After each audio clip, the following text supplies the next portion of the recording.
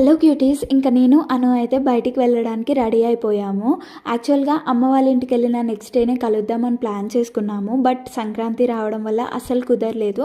ఇంకా ఫెస్టివల్ అంతా కంప్లీట్ అయిపోయాక వన్ డే ఫిక్స్ అయిపోయి బయటికి వెళ్ళాము.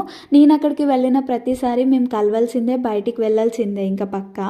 అందరూ అంటారు మ్యారేజ్ అయ్యాక ఎంజాయ్ చేయలేము, ఫ్రీడమ్ ఉండదు అని. బట్ నాకు యాక్చువల్‌గా మ్యారేజ్ అయ్యాకే ఇంకా డబుల్ ఫ్రీడమ్ వచ్చింది. నన్ను ఎక్కడ తను రెస్ట్రిక్ట్ చేయడు, ఇలా ఉండాలి, అలా ఉండాలి అని. మ్యారేజ్ కాకముందు నేను ఎలా ఉన్నానో ఇప్పుడు కూడా అదే లైఫ్ లీడ్ చేసేస్తున్నాను. నాకు నచ్చినట్టు నేను ఉంటాను. ఇంకా తన సపోర్ట్‌తో ఏదైనా చేయగలను.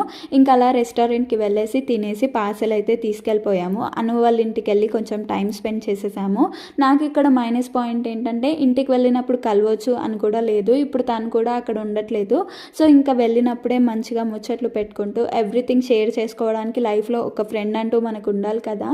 అండ్ లైఫ్‌లో ఫ్రెండ్స్ కూడా ఇంపార్టెంటే షేర్ చేసుకోవడానికి.